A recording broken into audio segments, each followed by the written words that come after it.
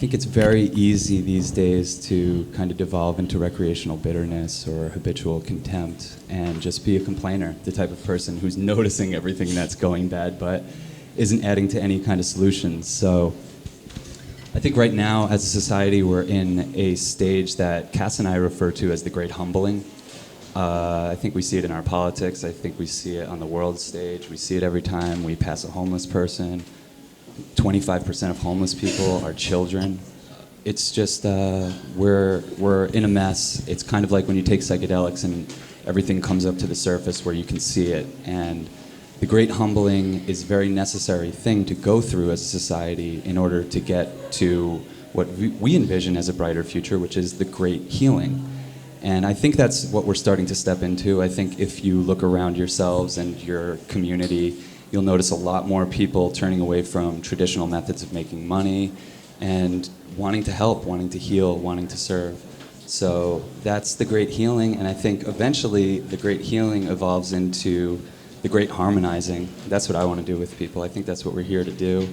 And we've been individuated so much and crushed by capitalism to the point where we don't have any sense of ourselves, and we're suffering, and that's very clear. And I think in order to build a better future, you have to envision it. And when you have these goals, then you can find the people that you want to work with to achieve them and make that future. So that's definitely what Cass and I are committed to. And then we meet people like Jillian and Michael, and, like Cass said, who are already doing that work. And it's just a beautiful thing to kind of envision this future and start working together to make it. So, yeah. I think it'd be really great to start with Jillian, how did you come to start the Joy List and write on Lonely Planet? Yeah, thank you. Also, I just want to acknowledge all the human beings in the room who are like looking at us. Hi. Hey. It's pretty weird. Hi. Yeah. Also, that one right there is a very special friend who I haven't seen in a long time. Hello. And thank you all for being here and giving us your time on a Friday night. Like, you could be literally anywhere. We live in fucking New York City, and you chose to be here, and you're listening to our voices. That's really cool. So yeah, I'm Jillian Richardson. I'm the founder of this thing called The Joy List, and it's a weekly newsletter of events that New Yorkers can go to by themselves and leave with a new friend. I'd love to see you raise your hand if you've ever heard someone say it's hard to make friends as an adult. Yeah, like everyone has heard that thing. It is. It's like, yeah, it's true. And so I wanted to create a thing, because I kept hearing this in New York, and especially after Trump got elected in 2016, that's when I created the newsletter. Because I heard people saying, understandably so, it feels like the world is on fire. I feel like I can't trust people anymore. People are bad. But I was in a really interesting juxtaposition where I had finally found my people. It was the first time where I felt supported and loved and cared for, and I just wanted to take every New Yorker and say, like, listen, anytime you feel like you can't trust people, just go to one of these spaces. There's at least 2 events every day of the week in New York City where you can go and just be in community. And so that's why I created it, to just let people know that this version of reality isn't actually as bad as you think it is. You just have to know where to look to find the brighter future. Like, the brighter future is already here. You just have to meet the right people. Amen. Amen. Yeah. Thank you. Thank you. Michael, what led you to creating the C3 method, and can you tell us a little bit about what that is? Sure. Can everybody hear me in the back? Oh yeah, your mic is black. You're like, Okay. How much time do we have? 5 minutes. Shit. Okay. Elevator pitch. All right. So with the C3 method, I started out after business school, and I was working 12, 16 hours a day. Anybody familiar with that? Raise your hands. New York? Yeah. And I was super stressed out when I was working. I got so stressed out, I moved from Miami. I was working at a spirits company, and then I had moved to New York for my dream job. And I was suffering from a lot of anxiety. I was going through a really bad breakup. It was my first adult heartbreak. If anybody remembers their first adult heartbreak, it sucks. It really, really sucks. And I didn't know what that felt like until I was probably 33. Yeah. The last time I experienced that was when I was 16. And I kept using the same tools after kind of like a bad relationship, which was like get drunk, maybe sleep my way into the next relationship, party, just kind of like all the things that we learn to do that weren't very healthy for us. At the same time, I didn't feel very stable in my job. They were going through a lot of reorgs, and I just felt like very uneasy. So I suffered from stress and anxiety, and that started to show up on my body. So much so that I started to break out in stress hives all over my body. I suffer from TMJ. Anybody familiar with TMJ? Yes. Shit hurts. Like you can't eat anything. Your jaw locks and it kind of snaps out of place, and you have to wear a mouth guard going to sleep. That's really sexy. It is. So I did that, and one day when I got to work, I was rushed to the hospital because I had a panic attack when I got to work. And when I got there, I asked the doctor what was wrong with me. Did I have malaria? Was I suffering from Ebola? I just couldn't really understand what was going on with my body. And the doctor told me that I was suffering from emotion and stress-induced anxiety. And 95% of the physical ailments that are on my body are due to stress and anxiety. What I didn't know was that stress is the #1 serial killer in the world, and it's the #1 cause of mental health. And so I knew at that point I needed to make a choice if I wanted to live or die, and if I wanted to prioritize my happiness and let that drive my success, or if I wanted to prioritize my success and let that drive my happiness. And I decided to live a heart-centric life. I made the choice to prioritize my happiness. And at that point, I started taking a chance on things that I had never done before. Things that my friends considered hippy-dippy shit, like meditation. I started playing with rose quartz crystals, putting them over my heart. No, swear to God, let me tell you a story real quick. My friend told me, she said, if you meditate for 2 weeks and you put a rose quartz over your heart, then you'll get over your breakup. And I did it. and I went to Namaste Bookstore, which is down the street. I bought a rose quartz, and I meditated for 2 weeks. And all I did was cry for 2 weeks. I didn't get over my heartbreak, but meditation became my spiritual practice that I developed until this day, and it changed my life. That was a chance that I took on something that was completely different and something that I didn't believe in before. And after that, I started to notice a huge change and transformation in my life. And in noticing that change, I realized that was a methodology. The choices that you make, the chances that you take, and the changes that you see. And that became the C3 method, which is why I'm here now. And that's what we deliver to companies, which are on-site mental health programs that consist of like yoga, meditation, massage therapy, team buildings. If anybody's looking for a holiday party that's centered around wellness, shameless plug, I'm here. You can get at me afterwards, DM me. And that's how I really got into the C3 method. I started getting into elevated consciousness coaching, which is a real fancy way of saying life coach. And I really started focusing on purpose and journey. Everybody has a purpose why they came here to Earth. Everybody incarnated here for a reason. Just like you would go to your job and you would know what your roles and responsibilities are. You came to Earth, so know your roles and responsibilities. Know what spiritual tools that you came here with. Know what function that you need to work within, and then execute. And that's what I help people to learn. That's what I help people to remember. And that's what I help people to realize. Because when you have purpose and when you start creating, then you have a reason to live. And I didn't have a reason to live at that point when I was suffering from depression and I was thinking about suicide. Oh, I forgot to mention that. I was thinking about suicide. Sorry, that was a pretty big one. But yeah, that's the reason why I started the C3 method. And we get into corporations as well as lifestyle events. We have an event on Monday where we're going to be hosting, it's called the Decomp, which is a post-work decompression party where we offer yoga, sound bath meditation, as well as a headlining DJ. And it's for employee mental health. So sorry for monopolizing your time. That's beautiful. I really appreciate you sharing that. Thank you. I think before we get, I feel like that's going to set us up very nicely for getting into the good stuff. But before we get into the good stuff too much, We're going to get into the terrible stuff. let's get into the terrible stuff. I mean, Jillian, you've become very intimately having a deep understanding of the consequences of loneliness. Yeah. And can you talk to us a little bit about loneliness and how events in particular can help combat loneliness and why that is so important? Yeah, it's like before we talk about our visionary future, let's get into some bummer statistics of like the garbage hole we're in right now. So some numbers that I found are the average American has one friend. 75% of Americans are not satisfied with their friendships. So already those two things, it's like, cool, we've got one friend, and the friend that we have, we don't really like that much. And also, like, yeah, it's not great. And that loneliness impacts your health just as much as smoking 15 cigarettes a day. And it takes 7 years off your life, which is the same as being obese or being an excessive drinker.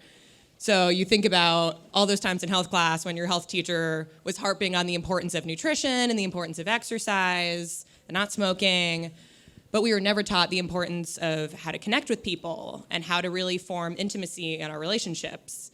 And so that's why all the work I do ties to events, is because I really believe that facilitated connection is a really great way to learn how to become more intimate with other people. Because as sad as it sounds, we all need a little bit of help to really go to someone we don't know and say, hey, this is who I am, this is what matters to me.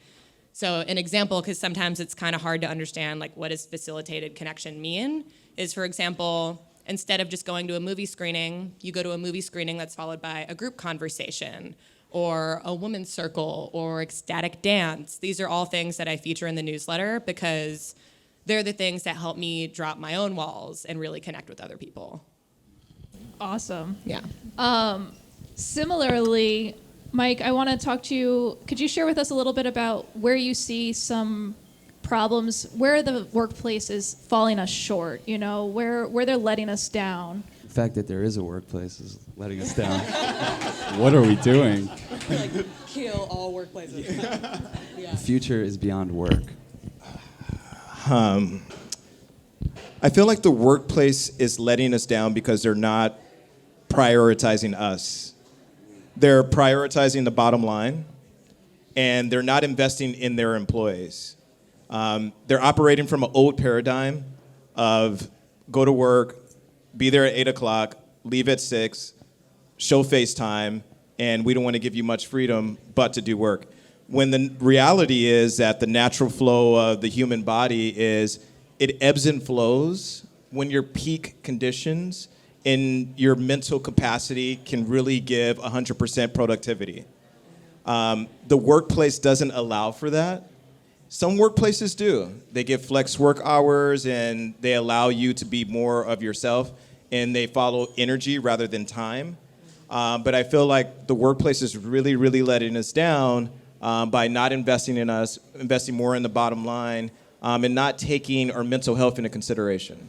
Yeah, I mean, I think one of the things about the current workplace and the way that everything's set up is it isolates us. You're a cog in a machine, and you're isolated from the product you make. You don't get to make the decisions about how it's produced, manufactured, distributed. And I think in the future, hopefully, when the workers take control of those means, we'll feel much more connected to the thing we're making. It'll, like you were saying, it'll add purpose to our life. And I think right now that's why the workplace leads to more isolation. Even though you're around people, it kind of feels like it should be community. It's not. It's not serving any of us. And I think that's the work you're doing in the workplace. Yeah, that's actually a really good point. When I first started the See-Through Method, one of the main things that I wanted to do was hire people that felt like they had purpose. And if they didn't have purpose, I wanted to put them where they were good. So instead of hiring people and saying that you needed to fit within a role, I wanted to hire people based on what they were passionate about. And if they didn't like a certain part of the role, then I would just give that to somebody else. And I would take it over, or I would hire somebody else until we found somebody else that liked to do that type of work.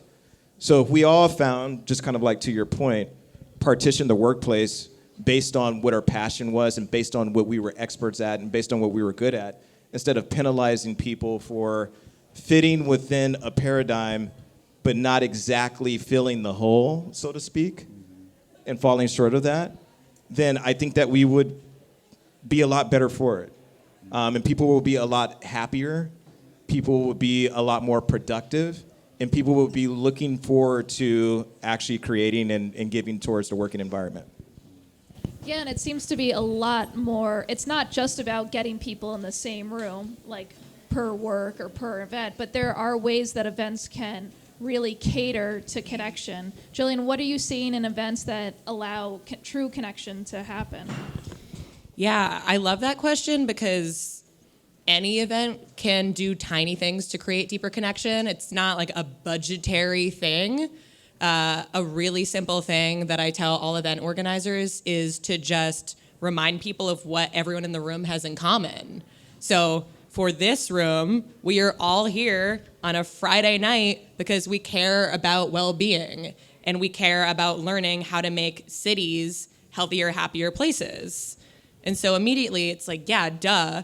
But naming that now, if I said to you, I won't right now, but if I said now turn to someone you don't know and start a conversation, immediately it's like, oh, right, cool. You and me, we have something in common. We're here, we care about the same things.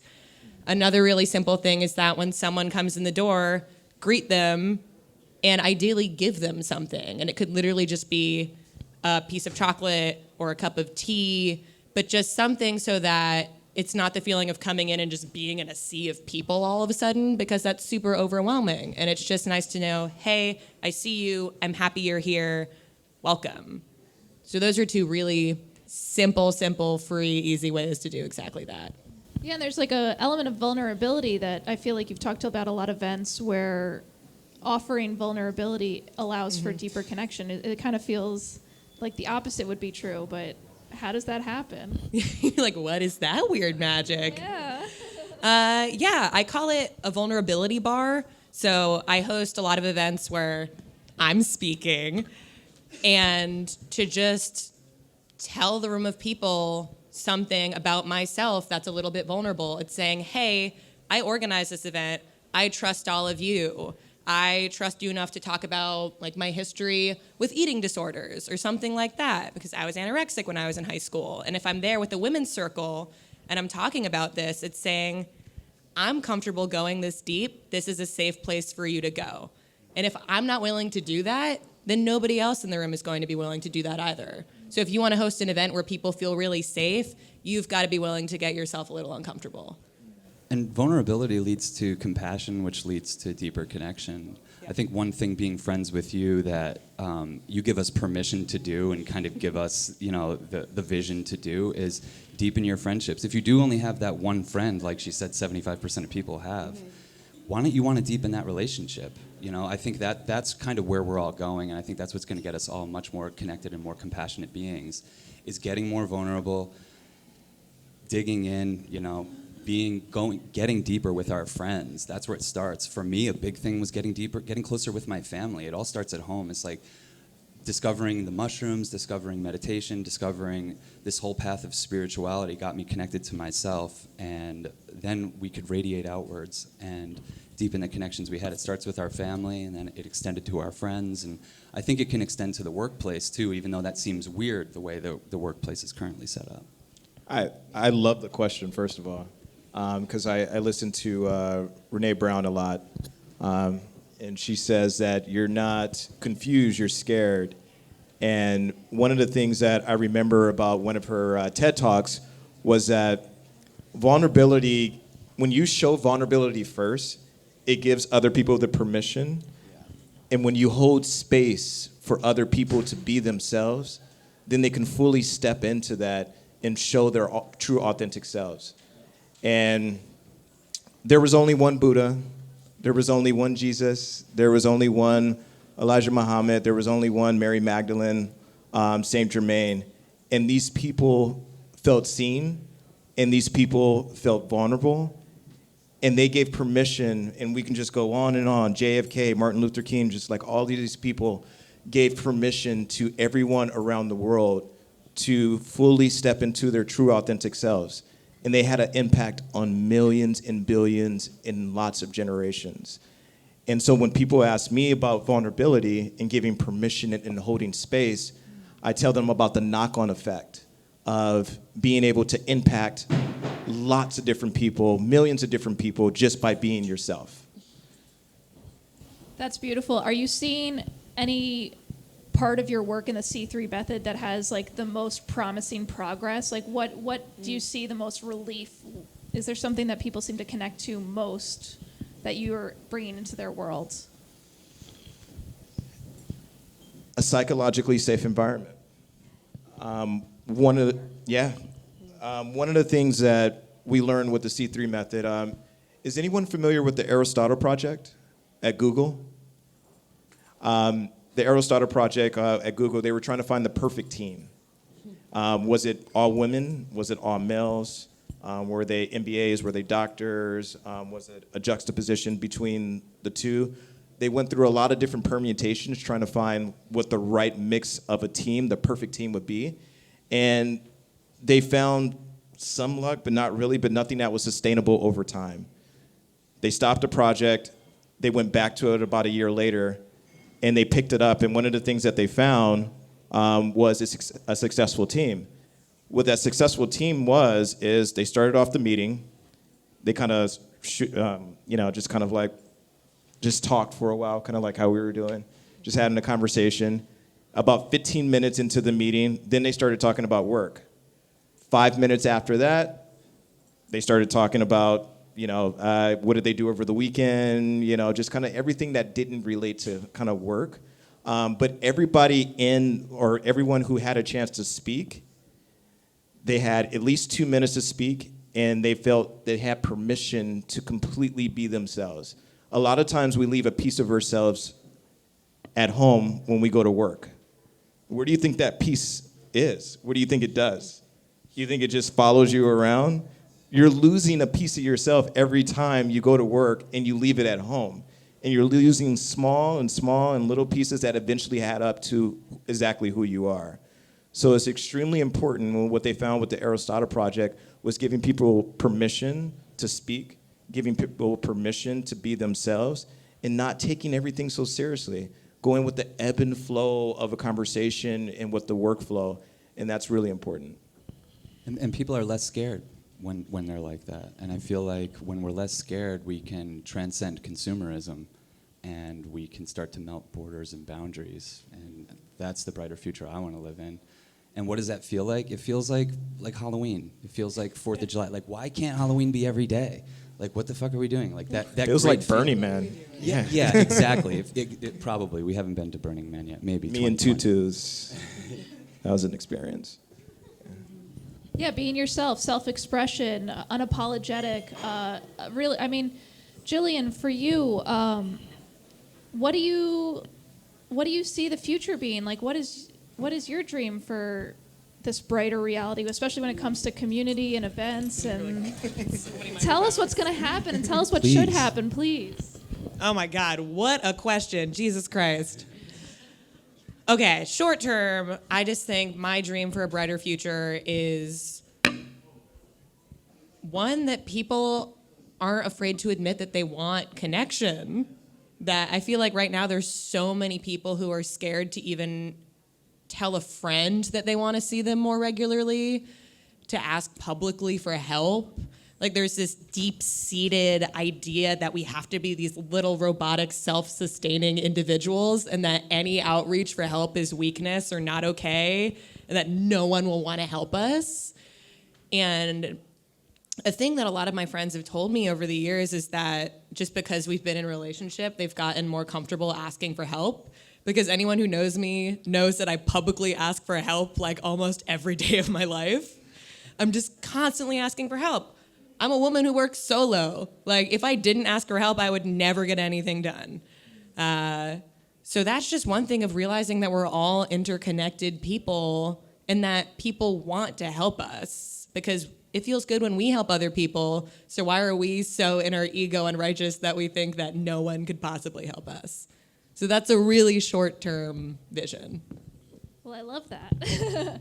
What about for you, Mike? Do you have a vision for the workplace? Something that you could see being adopted across the board that could maybe improve the lives of everyone, maybe workers and employers? Yeah, the C3 method. One of the things that I see implemented in schools now, especially in Jersey, I don't know if you guys have heard of this, but if you've heard of New Jersey, they're implementing mental health programs across the board for all public schools. And I see that happening in New York. I see that catching on around the world, especially in the US. In 2025, I believe, that's also going to be a mandate in the workplace. And if that's a mandate in the workplace, that's going to be a game changer to have mental health programs and wellness services in the workplace in every single company. Like I mentioned before, we need a psychologically safe environment to reset, just like you reset your phone, just like you reset your laptop, as above, so below. We created these things in our image. So if we're asking technology to reset, why would anybody think that we would not need to reset ourselves? Our body is a self-healing mechanism. It can heal itself in 30 days completely if it feels safe and it's in the right environment. So what I see as a transformation is people actually understanding the science behind quantum physics, epigenetics, neuroscience. And once you understand the science, then you can make better choices. And once you make better choices, and then you can implement those in the workplace and also in the current society. And I think our society is a self-healing mechanism too. And I think right now what you're seeing with, like in Hong Kong, that's our immune system kicking in. And it's to remind us that we're powerful and that we're in control and that we're trying to heal. And for me, it's a pretty distracting thing that we fight wars. And I would love to see a future where we're not all funding a nonstop war machine with our tax dollars. So, just to put that out there and constantly keep your eye on that, because there is no anti-war movement in this country. Whatever happened to that? How come we don't talk about that? That we kill poor people all over the world to feel better. That's pretty sad. So I want a future that's beyond that. I want a future that questions that, and where people aren't afraid to question the war machine and the people that are in charge, and to decentralize power. And it's happening. Our immune system's kicking in, and we're remembering how powerful we are. And I think that's a very important part to a brighter future. What we want to do also, take a moment, because we're going to be with each other a little longer, but we want to invite you guys the opportunity to take a few minutes, maybe 2 minutes each, and talk to someone you're next to. I think this is a good time to do this. I was going to have Jillian do this part because Okay, well, she's so please. commanding, and Yeah, she's good at okay. making people do things. May I? Please. Great. All right, everyone. Hi. I'm going to make you do something. So I want you to turn to someone who you don't know, not someone next to you, because that's too easy. Turn to someone you don't know, and you're each going to have 2 minutes and just share with this person, what is your vision for the future of New York City? Yes.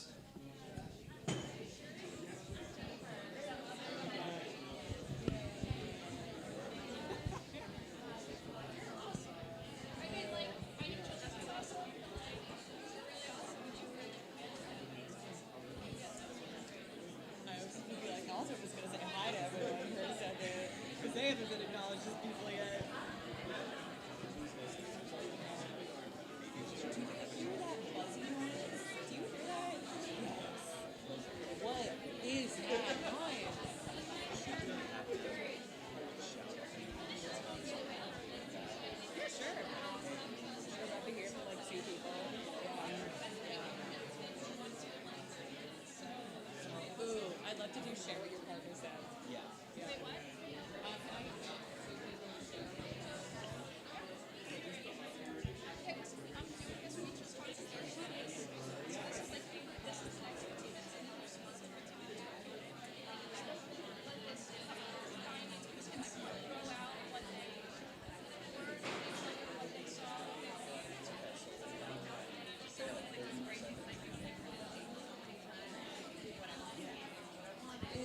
What I would love partner's vision for New York City is, and be like, does anyone know someone who's already working on that thing?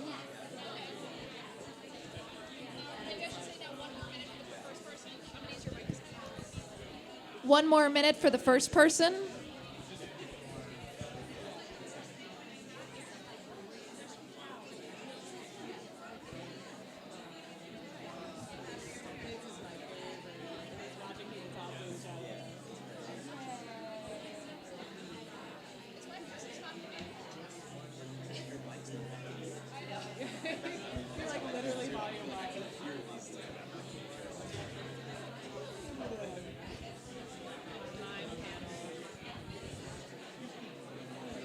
Also, I was very distracted, but there was a man who had his face right in that part of the wall. He was taking pictures, and I was like, does anyone else see this person?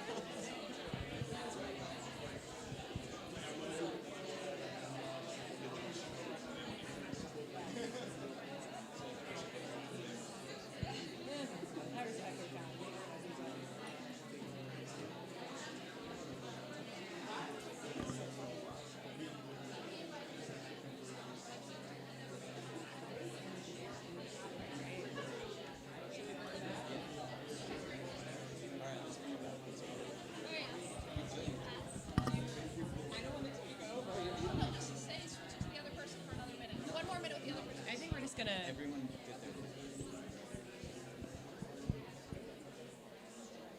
All right, does everyone feel complete with their partner shares? Let's bring it back home.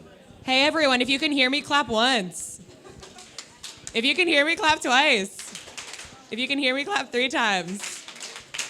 I used to work at a summer camp. Okay, I would love to see who wants to share what their partner said. Like, whose partner said something really dope that you want to share? Yes, Jen. Oh, yeah, will you go first? That's a good idea. Hi. So my partner, Jury, as synchronicity would have it, actually won a giveaway that I had hosted through my Oracle deck. And I mean, the crazy thing that we're sitting next to each other, but this beautiful human shared how practicing radical vulnerability and just expressing yourself from the heart space really can open up more of a brighter future. And I loved everything that you shared, so thank you. Vulnerability is a portal. Beautiful. Take it. Take the portal. Take that portal. So I'm hearing radical vulnerability. Who else wants to share what their partner said? Who else is a great partner? Noah Lampert. Quiet mic. You gotta talk into it loud because this one's the quiet one. Okay. Alexa, who's from Georgia, came all the way from Georgia, not just for this, she happened to be here, shared an amazing thing about how her vision was for the world, really, not just for the cities, is that children and young people in particular were allowed to pursue what they want. So if they were interested in something per se like witchcraft as a kid, that wasn't kind of like tamped out of them. And that essentially what she was talking about is freedom. She was saying that she's hoping that everyone has the option to be free and supported by their communities, which I thought was just fucking awesome. So, yeah. Does anyone know someone who's actively working on that right now? You should talk to him because he knows someone who's doing that thing. Cool. Does anyone know someone who's working on bringing more radical vulnerability into the world? I do. Let's talk. Also, someone behind you says that they do. Cool. I'll stop taking over now. Does anyone want to throw out just words about what? I think we can do a really simple, like, what is our brighter future? What are descriptive words of our brighter future? I think we can, like, if we can see it, we can make it, you know? You guys can start. I would say, I think what was your name from Georgia?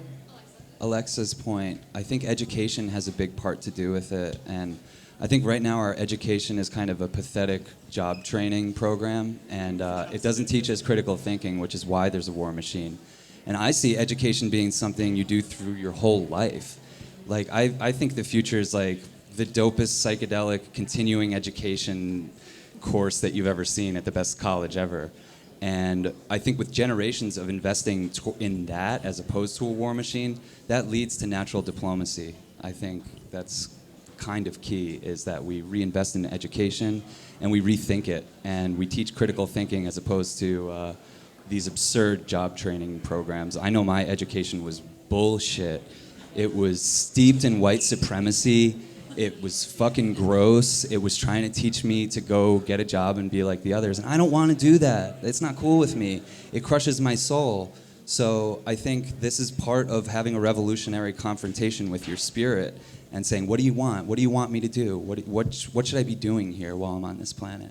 So to me, it starts with education. It's something that used to really leave a bad taste in my mouth. When I got out of school, I never wanted to set foot in a classroom again. And now I don't think we really have to. I think that the classroom is everywhere. It's going on all the time. We just got to show up, tune our presence. What does it feel like? What does a brighter future feel like when we step into it? How do we feel? Feels like Molly, kind of. You know? It's like not confusing. Yeah, like really good Molly. Yeah. Feels like the future feels like really good Molly. Because we're all so connected. That's what Molly does. It's just connecting you to your heart space again. And it doesn't come with all those confusing things like LSD and mushrooms and all that stuff. Just lucid, good, fun presence and brightness and love. That's how it feels for me, at least. That's right. I love that. Colin, how's it feel for you?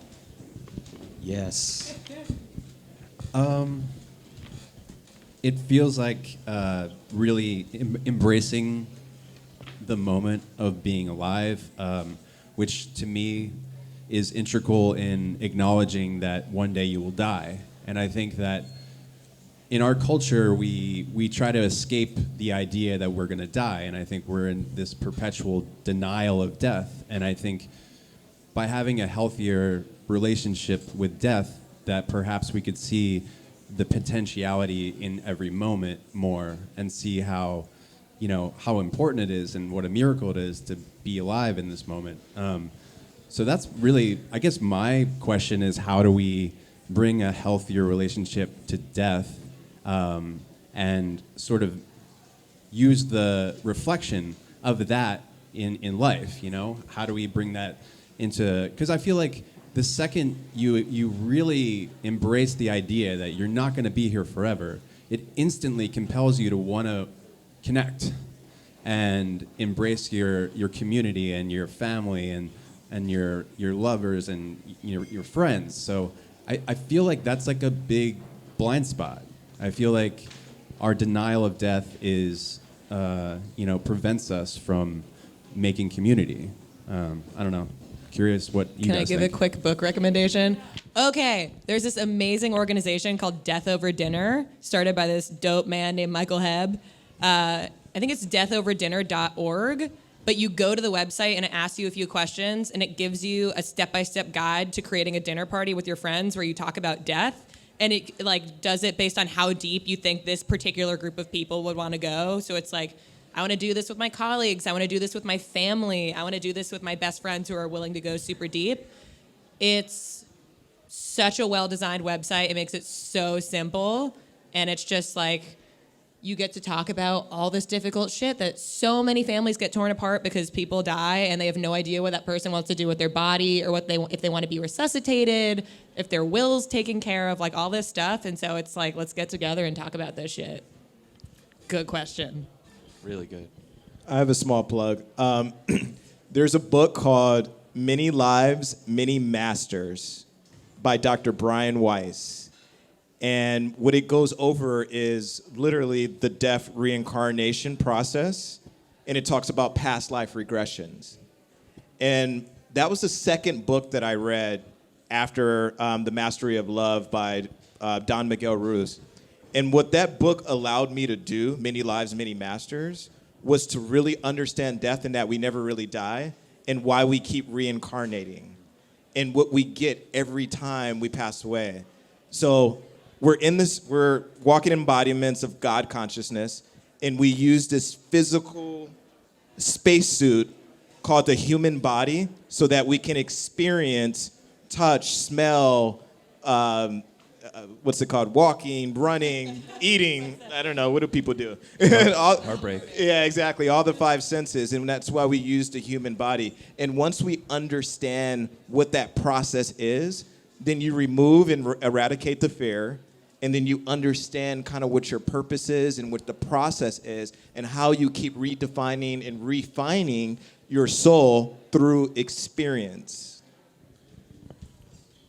So now we're at the point in our panel where if anyone has any questions for Mike or Jillian about their work, about questions for the audience about a brighter future, anyone has anything they'd like to share, this is a more conversational part of the Yeah, if you just want to say experience. something, that's cool. Yeah, we want to hear from you. Hey, Joe, I love you. Yeah.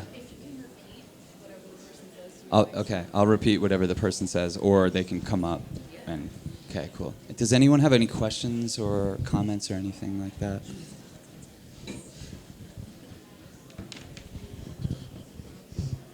We can keep going. I have a question. What would you suggest if people kind of want to be mini satellites of what you do in their communities? How can they help bring people together?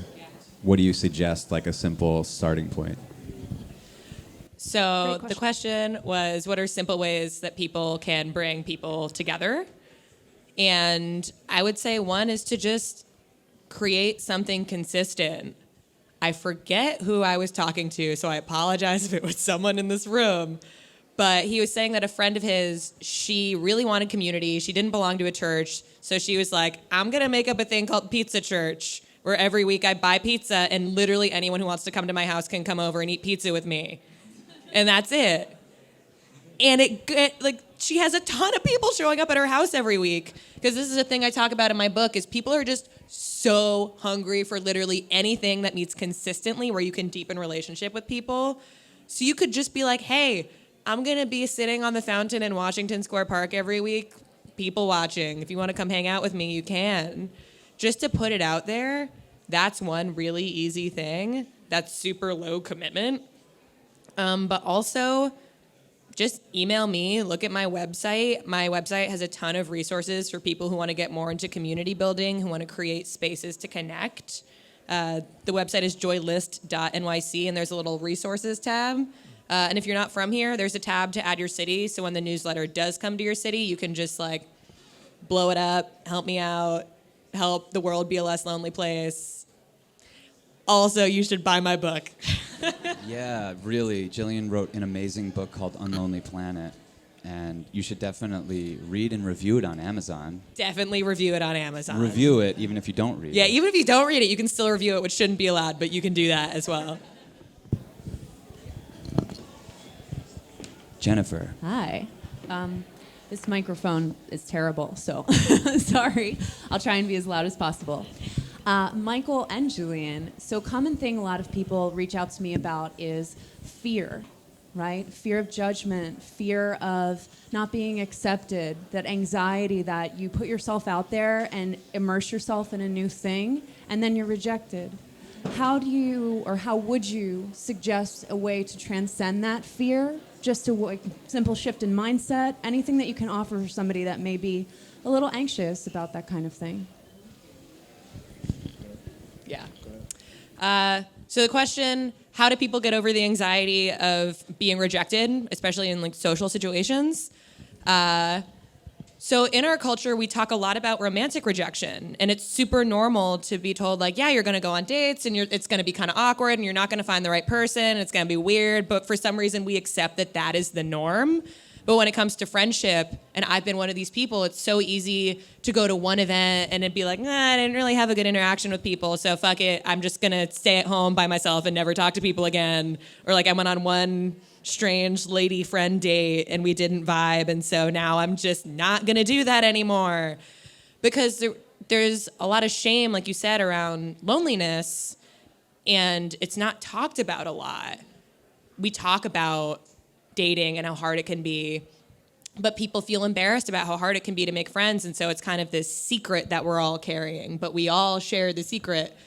So just to know that, it's going to take time, and it's going to take some things where you go and it's not going to be fun probably, and you're going to feel really weird about it, but eventually you're going to go to a thing and be like, holy shit, these are my people. And when you find that place, volunteer at it. That's always the tip that I give people is just volunteer because it gives you an in to connect to the organizers, to meet people if you have any social anxiety. It's just like a good way to have something to do. But yeah, to know that if you're feeling anxious or like it's difficult to make friends, that's super the norm and just people aren't brave enough to talk about it. Yeah. I have a slightly different approach. And I'll say this, your emotions dictate your reality. So if you reframe the way that you're thinking about things, such as fear, and then that will give you a different reality. So if you reframe fear and think of fear as information gathering, then you'll always look forward to being rejected. So I love being rejected because it gives me so much data that I can use to make better choices, to get to the spot and get to the path that I want to get to. So I'm always looking forward and I'm always looking for opportunities to get rejected. I'm looking for opportunities to feel fear. And I'm looking for opportunities where I'm very hesitant because that's information for me that there's a blockage. That's information for me that, okay, I need to go that way. Or that's information for me that I need to go in that direction because there's a huge opportunity on the other side. Your body is a natural mechanism and it's going to get into that fight or flight reptilian mode because it wants to make you safe. But if you can get beyond your current thinking, if you can become aware of your feelings, and if you can track your actions, that creates, those three things equal your personality. And if you can change your personality, you can change your reality. And if you can change your mindset, then you no longer have fear, you just have opportunity. Damn, that was good. That was really good. Yeah, very. Tweet. Anybody got a that, tweet? Tweet it out. Tweet it out. Hi. My name is Kara. Can you hear me? Sounds okay. I just want to put in a plug for listening. Listening with compassion and an open heart. This has been, as a therapist, this has been my work for many years, and I'm thinking about what Alexa said and this idea of a psychologically healthy educational environment and work environment, and how what it would be like if we could teach to young children listening with compassion. And so many people have been through developmental traumas where they weren't listened to and validated, and how healing that could be for all of us if we could approach each other in this way. So. Beautifully put. That was a shout out to listening. And I think for Cass and I, that has been probably the main pillar of our spiritual practice before we discovered meditation, before we discovered mushrooms, any of that stuff. Yeah, just seeing Joey's here. Was listening to our documentary subjects, going to the fringes of society and finding there's light in those shadows, and you can illuminate that light and amplify it by just listening. And you see that the cathartic healing. We made a film about a town of people, an old coal mining town. 1,500 people are there, and they're all addicted to OxyContin. And when we showed up to make this film, they were a little embarrassed to talk to us at first, until the first person talked to us and saw that we were really there to listen and learn, that we did not have a narrative about what this should be or what it would be, that we were learning from them. And it spread throughout that whole town, and everyone there ended up talking to us and sharing their stories. And it was super therapeutic for them, but I think it was even more therapeutic for us, because I had judgments about addicts. I grew up the son of somebody that was severely addicted and still struggles. And so I had a lot of walls up around my heart, and listening brought those walls down. So I think we can do that as a society. We definitely can do that as individuals. Just shut the fuck up a little bit. Yes. My question is, how do leaders like JFK express vulnerability? You mentioned like Buddha, JFK, MLK. How do they express their vulnerability? Because he told the truth and died as a result of it. He told the truth about the wars. He told the truth about what was going on in the world, and he told the truth about what was going on in the government. And that was a very vulnerable moment for him and for other people like him. He didn't have to do that. He could have stuck to the rules, but he decided not to do that. And because of that vulnerability, yes, it did lead to undire consequences, but that was his truth. And his truth allowed him to feel free.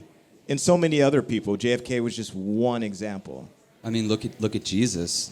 Really, what Jesus was doing, the good word that Jesus was spreading to poor people, was that it wasn't God's will for them to be poor, and that they should, and it is incumbent on them to fight back and fight the systems that were keeping them down. They had to kill Jesus over that. They had to kill Fred Hampton over that in 1969, a 21-year-old revolutionary from Chicago. You know, we see it time and time again. I'm not advocating death and murder. I just wanted to put that out there. But I am saying that vulnerability leads to seeing more parts of yourself. And when you're vulnerable, you give other people permission to be vulnerable as well. And then it starts a one-to-one dialogue. And when you know yourself better, then people see reflections of you, and then they see themselves and they know themselves better. So it's actually a healing mechanism, vulnerability, because you're getting deeper and getting deeper. You're shedding the layers of the blockages that you have, the filters that you kind of see your reality within. And then once you start getting to know who you are at a deeper, more visceral level, and then you realize that everything always comes back to love. Interstellar. Right on.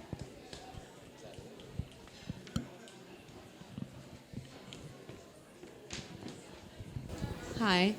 How can we, as community, create more space for others to be vulnerable?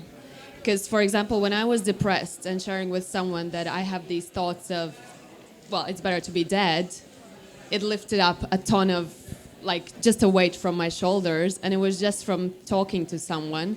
But I realized it took me many months to actually talk to someone. So how can we do that? How can we be better and, hear out? Because we don't often see it in the face. It's not written. Thank you. So the question is, how do we create space for people to really open up? Is that right? Yeah, to be vulnerable. And to be vulnerable. I think the biggest answer would be just to work on ourselves first, to, like you were saying beautifully, to listen. That the reason why when I ask people to share with each other is for one person to speak for 2 minutes and not be interrupted, and for another person to speak for 2 minutes, is because it is so rare to be in a space where you are just speaking for literally even 2 minutes and are not interrupted. I was facilitating an event one time where I did that, and it was a couple, and they came up to me after, and they were like, we just had the best conversation we've ever had as a couple because of that exercise. And it was literally just because they weren't interrupting each other. And so I think, and it's sometimes I get annoyed when I'm like, oh, the answer is to work on yourself, like, blah, blah, blah. But really, people can sense it. Like, I noticed when I started putting out my newsletter, and because every week I start my newsletter with a vulnerable story from my own life, because I want people to be more vulnerable. And then people started being more vulnerable with me. And people were sharing things with me because they knew that I was doing the work on myself to hold it, and hold it with compassion.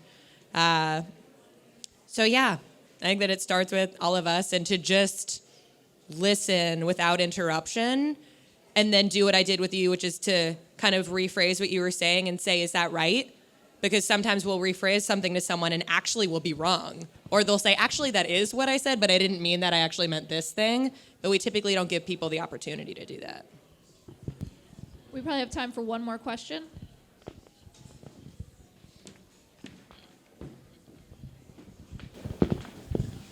Hey, my name is Sam, but I go as Joe now. I was curious. Joe? Yeah. Hey, Joe. Yeah.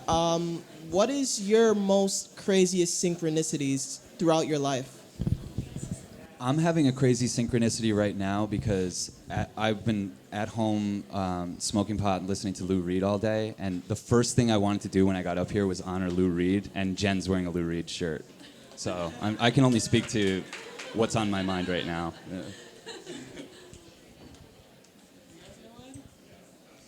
I am not sure.